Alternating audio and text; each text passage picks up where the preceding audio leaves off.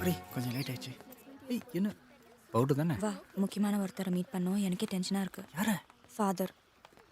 Church ஃபாதரா? என்னோட father. You mean மாமா? ஆமாம். ஐயோ நான் எதுவுமே ப்ரிப்பேர் பண்ணலையே. எக்ஸாம் ஆகுது, ப்ரிப்பேர் பண்ணுறதுக்கு. ஒழுங்காக பேசு போதும். அட்லீஸ்ட் அவரை பற்றி ஏதோ ஒரு க்ளூ கூட. அவருக்கு இங்கிலீஷில் பிடிக்காத வார்த்தை சாரியா? Police. Oh my God it's me. அதான் அங்கே உட்காந்துருக்காரு இந்த கோபால் தானே உங்கள் அப்பா? வாய் உடச்சிடும். பேசாம வா.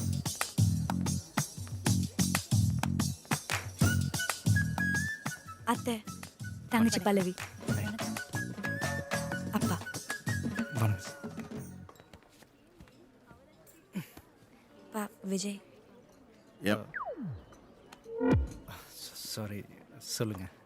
நீங்கள் சொல்லுங்கள். இல்லை அங்கிள் நீங்களே சொல்லுங்கள். என் பேர் ராமகிருஷ்ணன். விஜய் இல்லைப்பா உங்கள் அப்பாவோட கெட்டப்லாம் வச்சு பார்க்கும்போது இந்த மாதிரி ராமகிருஷ்ணன், விஸ்வநாதன், மோகன சுந்தரம் இப்படியா ஒன்றா தான் இருக்கும்னு நான் நினச்சேன். சொன்ன மாதிரியே கரெக்டாக ராமகிருஷ்ணன் சொல்கிறாரு. சாரி சார், நான் சும்மா விளையாட்டுக்கு. குல் குல் சார். எனக்கு அப்பா கிடையாது, அம்மா மட்டும்தான். ஒரு சிங்கிள் பேரண்ட்டோட கஷ்டம் என்னன்னு நல்லா தெரியும் சார். அப்படிப்பட்ட ஒரு சூழ்நிலையில் வளர்கிற ஒரு குழந்தையோட கஷ்டமும் எனக்கு புரியும். நானும் அதை அனுபவிச்சிருக்கேன் சார். இன்னும் எத்தனை நாளைக்கு தான் நீங்கள் அவளை பற்றி யோசித்து கவலைப்பட்டுருக்க போகிறீங்க? உங்கள் பொண்ணை தான் நல்லா பார்த்துக்குவேன் சார், உங்களை விட நல்லா பார்த்துக்குவேன் சார். நாங்கள் 2 பேர் ஒன்றா சேர்கிறதுக்கு பேர் காதல் சார். ஆனால் கல்யாணன்றது நம்ம 2 குடும்பமும் ஒன்றா சேர்றது சார்.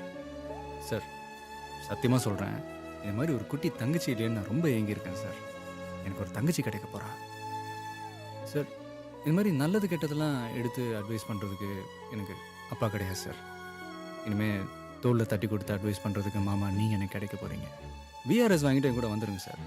கீழே மேலேன்னு வீட்டை ரெண்ட்டுக்கு எடுத்துக்கலாம். காலையில் இருந்துச்சு ஒன்றா வாக்கிங் போகலாம், ஒரே ஹிண்டு பேப்பரை படிக்கலாம். யாருக்கும் தெரியாமல் மொட்டை மாடல உட்காந்து ஒரு பேர் சார்.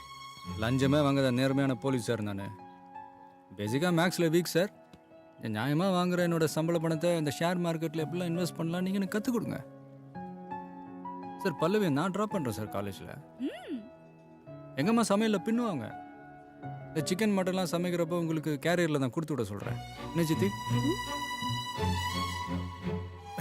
இல்லை மித்ராவுக்கு அத்தனை எனக்கு சித்தி தானே.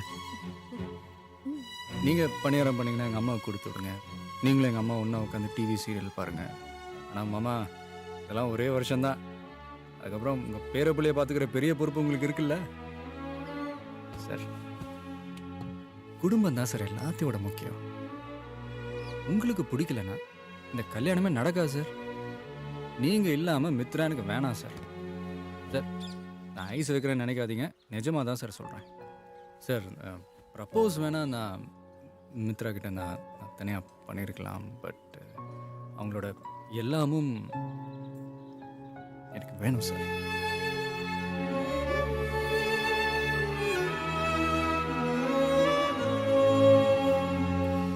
இவ்வளோ பேசியும் நீங்கள் சந்தேகமாக பார்க்குறீங்கன்னா புரியுது. போலீஸ் வேலைன்னா நிறைய ஆபத்து இருக்குன்னு தானே. ட்ரைனிங் பீரியடில் சுட்டது என் வாழ்க்கையில் அதிகமாக நான் சுட்டது தீபாவளி துப்பாக்கியை மட்டும்தான். அவ்வளோ பெரிய காஃபி. Thank you sir. இந்த காஃபியை நீங்கள் எடுத்துக்கிட்டீங்கன்னா என்னை மாப்பிள்ளையை ஏற்றுக்கிட்டீங்கன்னு அர்த்தம்.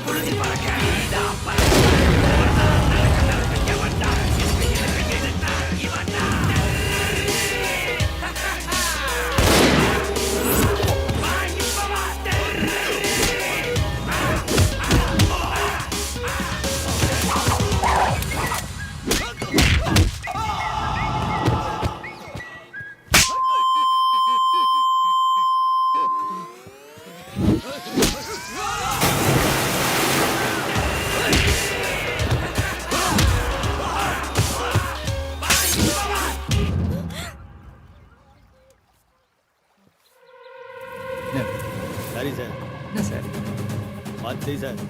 வாங்க போலாம். இதான் போலீஸ்கார லைஃப். இப்போ அது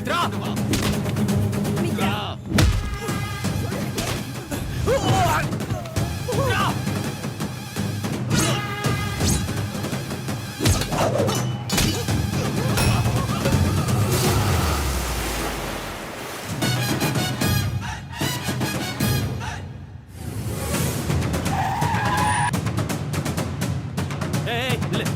பிளாக் டீ சுகர் கொஞ்சம் கம்மியாக லெமன் டீ இருந்தால் இன்னும் better. Good morning good morning good morning. ஏயா இது உனக்கே நியாயமாக இருக்கா? போலீஸ்காரனுக்கு பொண்ணு கிடைக்கிறதே கஷ்டம்யா. கஷ்டப்பட்டு ஒரு பொண்ணை பிடிச்சி காதலிச்சு ஆல்மோஸ்ட் அவங்க வீட்டில் கன்வின்ஸ் ஆகி காஃபி கொடுக்குற நேரத்தில் உங்கள் ஆளுங்க உள்ளே புந்து கலாச்சிட்டாங்க. எவ்வளவு காண்டா இருக்கும். அங்கே லவ் சீனும் பாதியில் கட்டு, சுமாரான அடியாளுங்களை வச்சுட்டு ஃபைட் சீனும் ஒன்றும் பெருசாக இல்லை. பாரு மானமாமல, நீ வில்லத்தனம் பண்ணணும்னா உனக்கு 4 அடியாளுங்க வேணும், 2 அல்ல கைங்க வேணும். ஆனால் எனக்கு இது எதுவுமே தேவையில்லை. நான் சிங்கிளாகவே உன்னை சீரியஸ் ஆக்கிட்டு போய்கிட்டே இருப்பேன். அப்படி துப்பாக்கி எடுத்து டொப்பு டொப்பு டொப்புன்னு எல்லாரும் குருவி சுடுற மாதிரி சுட்டு தள்ளிட்டு யாரா சுட்டதுன்னு நானே தனிப்பட அமைச்சு தேடிக்கிட்டு இருப்பேன். புரிதா? எனக்கு நிறைய வேலை இது. உன்னோட பெரிய வில்லன்கள்லாம் இருக்கிறானுங்க. சும்மா உன்னையே சுற்றி சுற்றிலாம் வந்துட்டு இருக்க முடியாது. பாய். வேணாம், பேட் ஃபார் ஹெல்த். மீட்டிங் முடிஞ்சதுமா, black tea cancel.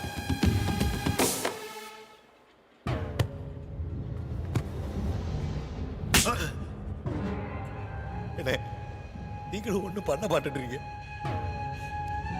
Daily night கனவுல அஸ்வின் வாரா, மனசு கேட்கல. டேய், என் பையன் என்னை விட்டு போயிட்டான், என் பொண்டாட்டி என்னை விட்டு கோச்சிட்டு போயிட்டான், என் 40 வருஷ அரசியல் அஸ்தமனம் ஆயிப்போச்சு. அவன் சாதாரணமா சாகக்கூடாது. சாவுக்கு மேல பெருசா ஏதாச்சும் ஒண்ணு அவனுக்கு கொடுத்தாகணும். அது என்னன்னு யோசி.